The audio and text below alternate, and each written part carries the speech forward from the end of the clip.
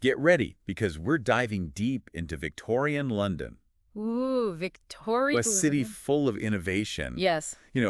Also battling this silent and deadly foe, Oh, cholera. right. And we're going to unravel this tale of scientific discovery and detective work. I love a good detective story. Yeah, and the birth of modern epidemiology. It's a fascinating journey. It really is. Back through the streets of London. 1854. 1854 London. Yet to see how this single outbreak changed the way that we understand and fight disease. It really did change everything. And our guide for this journey is a book Okay. called The Ghost Map. I love that book. Me too. It Yeah. brings this whole historical event to life. Yeah. It's more than just a history lesson. Right. It's about how this one man Yeah. wanted to find the truth Yeah. and revolutionize public health. And it's so intriguing how this story shows the power of observation and data analysis and like the courage to challenge what everyone thought was true. Totally, like going against the grain. Yeah. All right, so let's set the stage a little bit. Okay. Imagine London in 1854, Okay. a city bursting at the seams with over 2 million people. Wow. Yeah. This rapid growth was fueled by the Industrial Revolution. Right. So much progress. Of course. But it created this public health ticking time bomb. Yeah, because the city's infrastructure just couldn't keep up Right. with that many people. Yeah. Sanitation was pretty much non-existent. Uh-huh. Overflowing cesspools Oh, no. in people's basements. Basements. Waste piled high in the streets. Oh, gosh. And you know those night soil men? I've heard of those guys. Yeah, they had to deal with all that. That's a tough job. Yeah, under pretty terrible conditions. I can't even imagine the stench. No. And then to make matters worse, Uh-oh. they introduced these new sewer systems. Oh, to help with sanitation? Yeah, they thought it was going to improve things, That's but right. it actually made things worse. Oh, no. Wow. Well, the sewers were designed to carry waste directly into the Thames River. It's a main water source? Yeah. Oh, no. Yeah, so they turned the Thames into a giant cesspool. That's just a recipe for disaster. It is, and it wasn't long before disaster struck. Of course not. Yeah, in the summer of 1854, cholera erupted in the Soho district. So, Yeah, specifically around Broad Street. Broad Street. Okay. And it was terrifying how quickly and deadly this outbreak was. I bet. Yeah. What stood out to you about how it unfolded?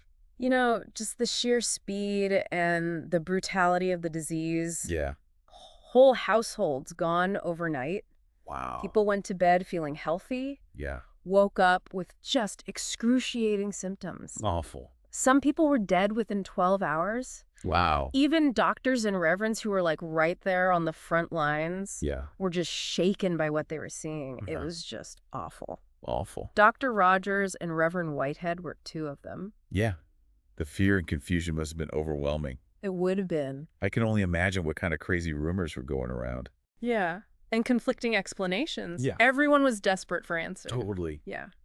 What were the main theories about disease at the time? Well, the big one was the miasma theory. The miasma theory. Yeah. Tell me about that. So they thought diseases like cholera were spread by bad air. Bad air. Yeah. Coming from like rotting organic matter. Exactly. So basically they thought the smell The smell. was the cause of the disease. Yeah, not a symptom of the unsanitary conditions. Wow. That's a pretty popular theory. Really? Yeah, even really smart, influential people believed it. Like who? Like Edwin Chadwick, he was a big social reformer, Uh-huh. and he loved the miasma theory.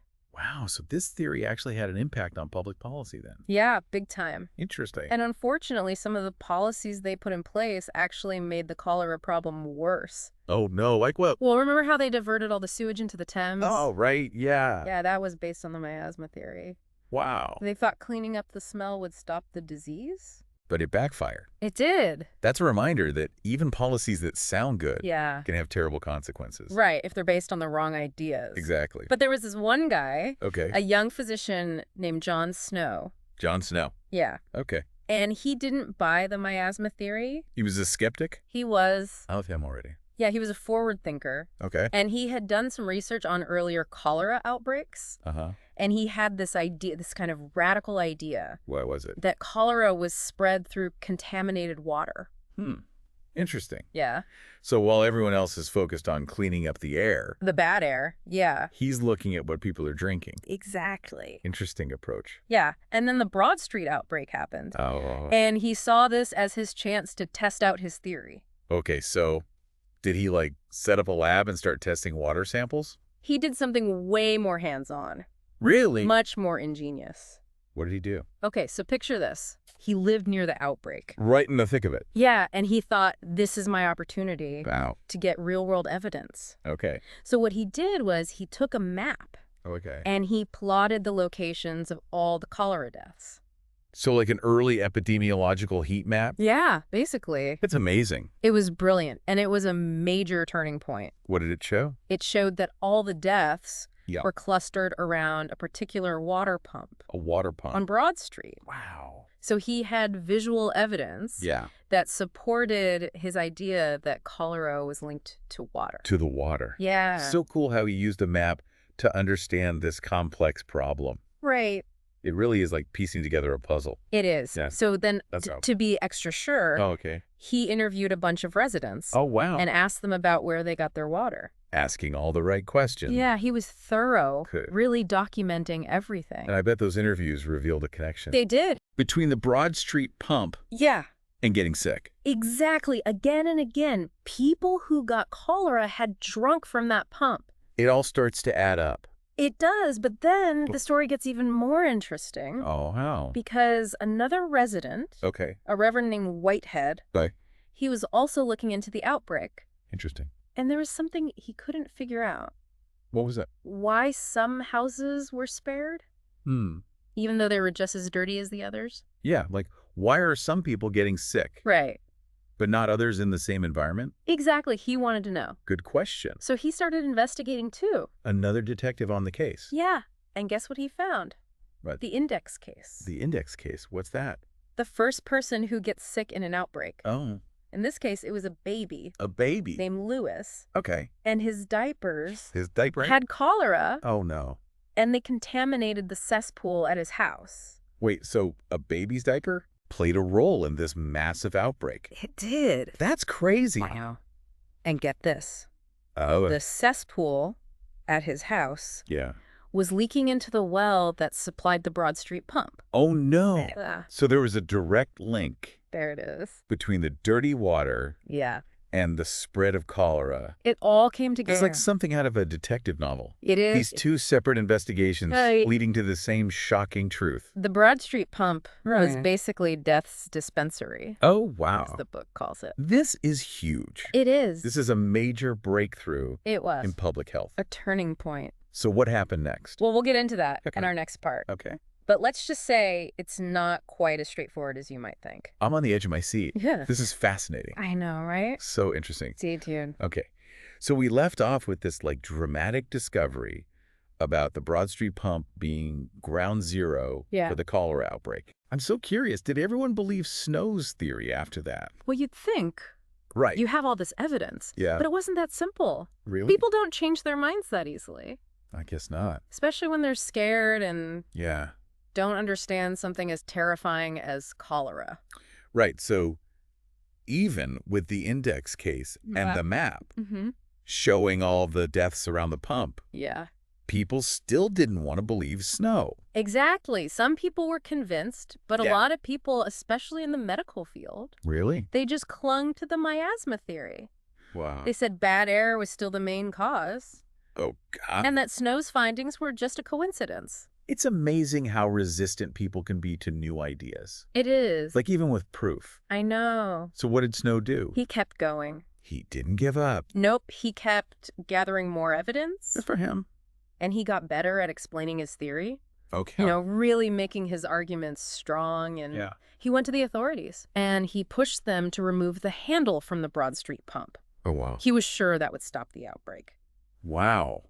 So did they listen to him? They did eventually. Okay. I mean, at first they weren't so sure, Yeah. but the outbreak was getting worse, Right. and Snow's evidence was pretty convincing. Yeah. So finally, the parish board agreed to remove the pump handle. That must have felt good. It was a big win for Snow, I bet. a victory for science. Totally. So what happened? Did it work? It did. I mean, As soon as they took off the handle, yeah. the number of new cholera cases just plummeted. Wow. It was proof Yeah. that Snow was right. The contaminated water caused the outbreak. Exactly. The pump was the source. It's incredible. It is. So that moment, the removal of the pump handle Yeah, was like this turning point. it was. It shifted things It's- from the old miasma theory yeah. to this new understanding of disease To the water. to the water. Yeah, It was symbolic. totally. Like science winning, Exactly. Reason over these old beliefs. but it didn't end there, right? Mm-mm.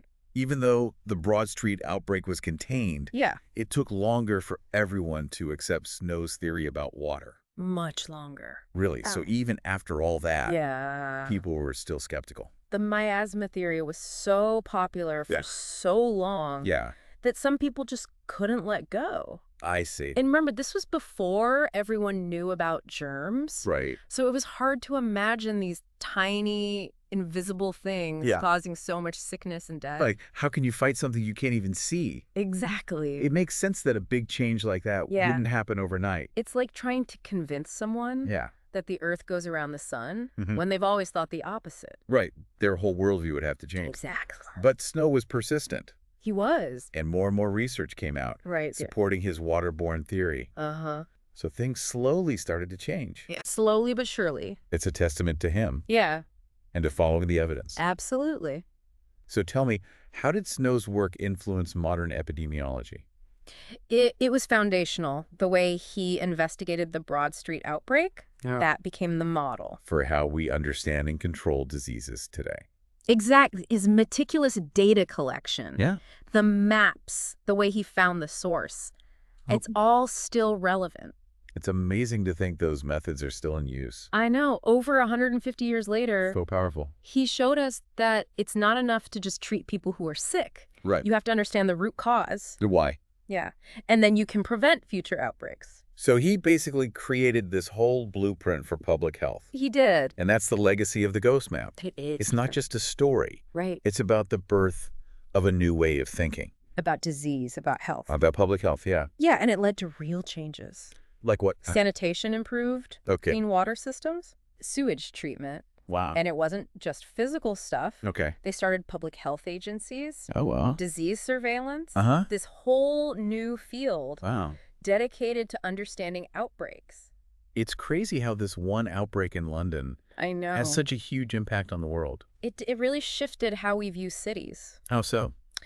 Before Snow, people thought of cities as just buildings and people. Yeah. But the Broad Street outbreak showed us Uh-huh. that cities are these complex ecosystems Oh, interesting. with interconnected systems Yeah. that affect everyone's health. So it's like the city is a living organism with its own vulnerabilities. And a delicate balance. That's a great way to put it. And that idea Yeah. changed urban planning forever. How so? Planners started thinking about sanitation, Okay. green spaces, Uh-huh. all the things that make a city healthy. Right. So like parks and public transit Yeah, and waste treatment plants all of that all came from this understanding from the ghost map. from the ghost map. Yeah. That's pretty remarkable. And it's even more relevant today It is. with climate change and Yeah. cities growing so fast. Exactly. It all ties back to that key takeaway Yeah. that what we do, even as individuals, Mhm. can have huge effects Ripple effects. on our community. Even globally. Globally, Yeah. the story of the Broad Street pump Yeah. reminds us we're all connected Totally. and our actions matter. For good or bad. Exactly. So we need a holistic view of public health. We do. It's not just about individual behavior. It's about everything. Yeah, the social, the environmental, the political that Yeah. shapes our well-being. It's a powerful message. It really is, and it's still true today. It is. But even though Snow's work led to all these advancements, Yeah. did the miasma theory just disappear? Well, not overnight. Really? Old ideas die hard. That's true. But what's interesting is Yeah. some parts of the miasma theory, Even though it was wrong about the cause of disease, right? actually led to some good changes. Oh, really? Like what? Well, they were obsessed with clean air, Yeah. which was misguided, Right? but it did lead them to improve ventilation Okay. and reduce overcrowding. So those things, Yeah. while not addressing the root cause, Right. did make cities healthier. Exactly. It's like even a wrong theory Yeah. can have some good unintended consequences. It can. And it shows how science works. Yeah, it's always changing. Always evolving. We learn new things. Yeah. Build on old ideas. And hopefully get closer to the truth. Exactly. This has been so enlightening. It has. I feel like I understand the ghost map in a whole new way. Me too. And it's so relevant even today. It is. But I'm curious to hear more About the long-term effects of Snow's work. Yeah. And how those lessons apply to the challenges we face today. Well, that's a perfect segue to our final part, Right. where we'll explore Jon Snow's legacy. Awesome. And how the ghost map can help us navigate public health in the 21st century. I can't wait. So we've gone back in time Way back. to 19th century London. Yeah. We saw that awful cholera outbreak. Devastating. And we saw how Jon Snow's work Yeah. changed everything. Changed how people thought about disease. Exactly. And laid the foundation for modern epidemiology. He was a pioneer. He really was. But what's amazing about the ghost map Yeah. is that it's still so relevant today. It really is. Even in the 21st century. Absolutely. It's a reminder Yeah. that we can learn from the past Right. and use those lessons Yeah. to face the challenges we have now. So how do the lessons from that outbreak in London, The Broad Street outbreak. how do they help us understand public health today? Well, one big takeaway is the power of science. Okay. Like really questioning what we think we know, Right. even when it seems like common sense. Like the miasma theory. Exactly. Everyone believed it. Yeah. Important people supported it. But Snow questioned it. Yeah. He followed the evidence. And that's how science moves forward. It is by being skeptical. Right. By always searching for new knowledge. And by challenging what everyone else thinks. Exactly. It's so important today Especially now. with so much information out there. And misinformation. Right. We need to think critically, Yeah. evaluate the evidence. Be careful. Yeah. Not just accept any answer that sounds good. So it's not just about knowing the science. Right. It's about knowing how to think about it. How to analyze it. Exactly. Yeah. What else can we learn from Snow's story? Well, he showed us how connected everything is. One person's actions can affect everyone else. Like drinking from that contaminated well. Exactly. It caused a whole outbreak. And today we're even more connected. Globally. Yeah. Diseases can spread so quickly. In a flash. One person gets sick somewhere, Yeah. and it affects people thousands of miles away. It's true. It's scary. It is. And that's why public health infrastructure is so important. Tell me more about that. Well, Snow showed us Yeah. that clean water and sanitation are crucial Oh, right. for stopping outbreaks. Right. And that's still a problem in many parts of the world. It's a good reminder that public health isn't just about treating people. It's about preventing them from getting sick. Yeah. Creating healthy systems. For everyone. For communities, for whole populations. And that means investing Investing in what? in public health, Yeah. in education, in research. And in working together. Globally. Because disease doesn't care about borders. Right. We have to work together to fight it. So the ghost map is like this call to action. It is. It's telling us to be proactive, Yeah. to learn from the past. And to be prepared. Yeah, we can't take public health for granted. Absolutely. I love that as we wrap up. Yeah. I want to leave our listeners with something to think about. Okay.